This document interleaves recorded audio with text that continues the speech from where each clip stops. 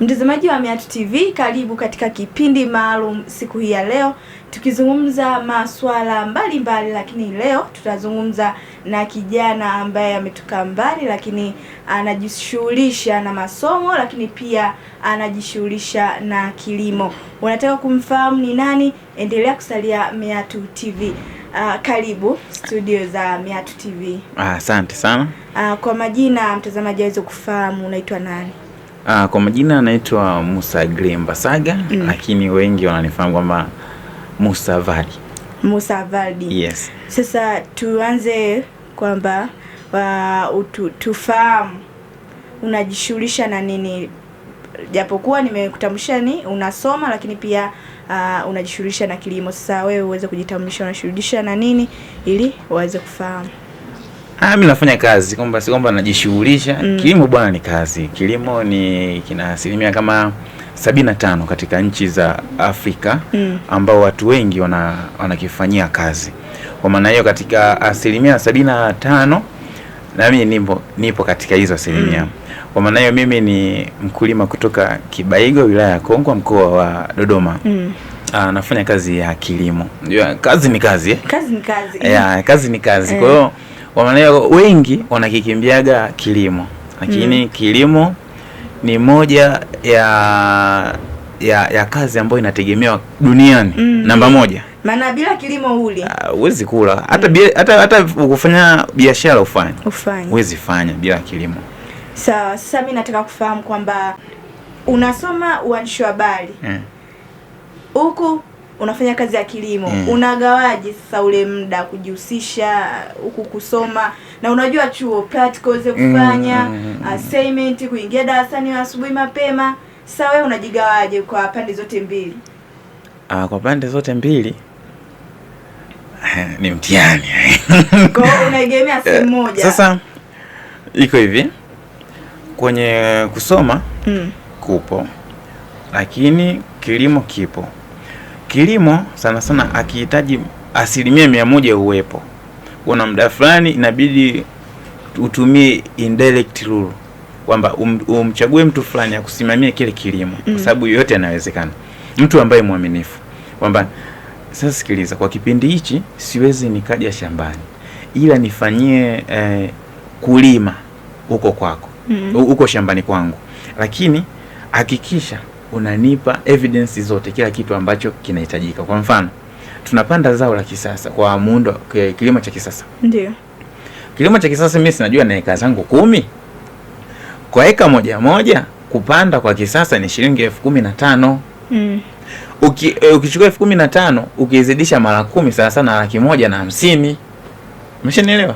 Atanitafutia watu ambao watakwenda kupanda, na nitamwambia tunapanda kisasa, ndio nimenunua kilo 2 ambazo zinapanda eka moja. Sawa? Kwa unachukua kilo 2 times kilo 2 zidisha mara 10, si ndio? Sasa inabidi ufanyaje? Inabidi wewe unapiga naye hesabu yako. Ila yule anayenisimamia auaga nampa kama shukrani, ipo kidogo chake, kwamba raundi hii siji. Ikishafika raundi ya kupalilia, inabidi uongee naye, bwana majani yashaanza kuota. Tunafahamu kabisa katika mashamba makubwa jani likianza kutoka inabidi uanze kulipalilia hapo hapo, kwa sababu yakianza kukua na bei ya upaliliaji inakuwa. Kwa maana hiyo nikiwa nasoma kwamba leo chuoni niko tight, namwambia bwana sikiliza, cha kufanya nisaidie sana nisaidie kunipa changamoto ambayo ipo shambani, alafu mimi naweza nika clear hapo. Yes. Wewe unasomea kozi ya uandishi wa habari. Sasa nataka kufahamu kwamba inakusaidiaje, kitu ambacho unakisoma inakusaidiaje katika kilimo chako? Kwanza kukitangaza kilimo changu. Unajua kazi hizi zinabebana. Hatuwezi tukategemea sehemu moja, tutegemee ulaji sehemu moja, hapana. Kama unategemea ulaji sehemu moja, ni kwamba source of income sehemu moja itaingiza, lakini utaona inaingiza lakini kama uliziki. Sawa? Uandishi wa habari sana sana unategemea unaninufaisha katika kutangaza kilimo changu. Kwa mfano, katika vitu ambavyo nimefanikiwa kilimo changu ni kuwa na mawasiliano na watu wa Building Better Tomorrow, taasisi ambayo imeanzishwa na Rais Samia katika awamu yake, ndio ambayo imetokea hiyo taasisi, kuwa na mawasiliano nao. Lakini pia waandishi wa habari, umenipa mwanga kuwa na uhakika wa vitu ambavyo nitakuwa na vilipoti shambani kwangu. Je, hichi kitu ninacho ama sina? Lakini pia kimeweza kuitambulisha Kibaigwa kuwa sehemu ya wakulima ambao wanalima sana, kwa sababu mimi ni wakule. Sasa changamoto gani ambayo unaipata kama mwanafunzi unajishughulisha na kilimo katika darasani? Sasa changamoto gani ambayo unaipata ukiwa chuoni? Changamoto ya chuoni? Ile changamoto ni kawaida za chuoni. Hakuna pale changamoto ambayo mimi naweza nikaipitia kwamba niseme hii changamoto. Hapana. La, changamoto bwana kuikabili. Sasa kuna changamoto ambazo upo kwenye kilimo. Upo kunasoma. Sasa kuna ule muda sasa, na ukiangalia unakaa mbali kufika. Sasa unakuta ama lecture kaingia anafundisha, umekuta kashamaliza. Sasa hiyo ni changamoto. Unamwambia nini ili akuelewe, ili aweze kupa zile marks? Unakuta wengine wameshafanya assignment, wanapewa quiz. Sasa hiyo ni changamoto moja hapo. Sasa kwako wewe unaikabili vipi? Katika mara nyingi sana shambani waga naendaga siku za weekend. Sasa hizo siku za weekend tunaenda Jumapili, narudi tena mjini. Chuoni nitafanya wajibu wao kama wanavyonihitaji. Kwa sababu gani? Ile ni taasisi ambayo mimi nakuwa chini yao. Lolote atakaloliongea inabidi mimi nitekeleze. Ila kuna muda fulani na misi vipindi.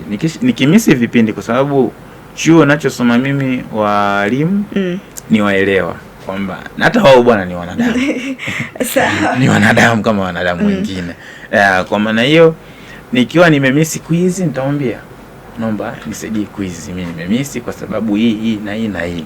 Akinielewa sawa, asiponielewa tutakutana mwisho wa practical kwenye tukukusanya kwenda kujiandaa kufanya mitihani.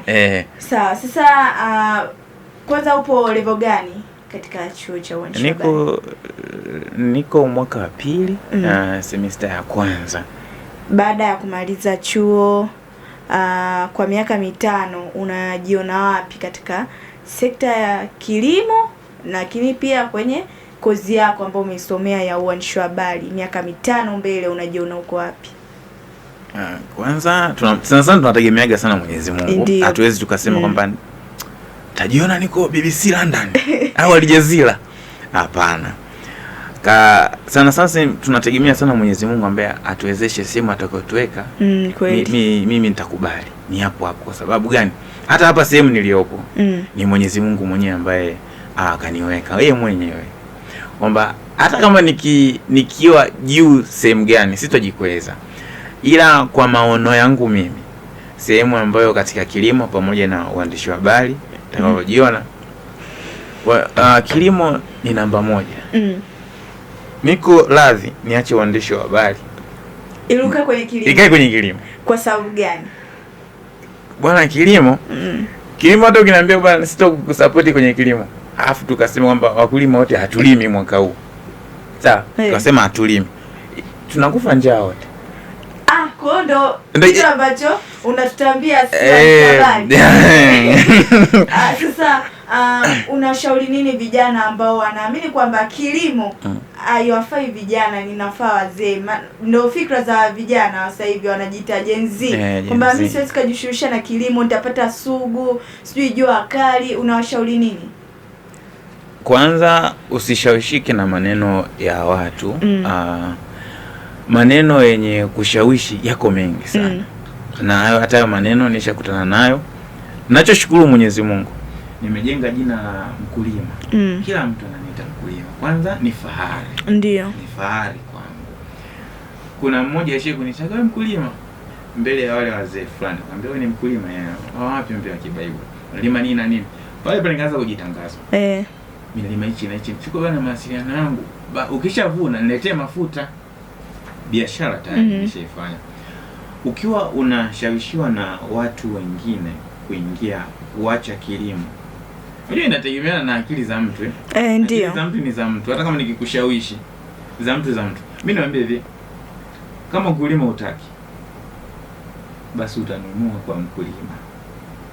Kama kulima utaki, utanunua kwa mkulima, kwa sababu huwezi kula zao lolote au chakula chochote ambalo ambacho hakijalimwa na mkulima yeyote hapa duniani. Kwa maana hiyo wanakuwa na plani zao. Kulima mimi silimi, lakini nitanunua. Njoo mimi nitamuuzia mfanyabiashara, na mfanyabiashara atakuuzia wewe kwa bei ya juu, nitakupiga. Kwangu mimi nitalima, lakini nitaitia ndani, si tu mununua. Modo naye anahitaji kuwa sehemu ya juu sana kuliko sehemu ambayo yeye yuko. Kwa hiyo hakuna kukata tamaa, tunahakikisha yule mkata tamaa naye amekata tamaa, kutukatisha tamaa. Sasa kuna kitu tumesahau. Namuona kameramani atolea macho, anasema mimi nyumbani sina mafuta hata lita moja, sina hata debe la unga ama mahindi nikasage, hana nini mchele. Sasa wewe hapo wanaweza kupataje? Uweze kumwambia mimi nauza mafuta yapo mengi, nauza unga, unauza mahindi, ili au mtajie namba za simu ili aweze kutafuta ili apate. Maana ukimwangalia kameramani amelinong'oneza akasema usimkulima, utaingia namba zake nimpigie nyumbani hapa, eleweki sana. Kwa taja namba za simu, lakini pia useme unauza nini hizo bidhaa zako, mafuta yapo ama unga au mahindi, aweze kufahamu na yeye. Kwa sasa hivi kwa sasa hivi mazao bado yako shamba.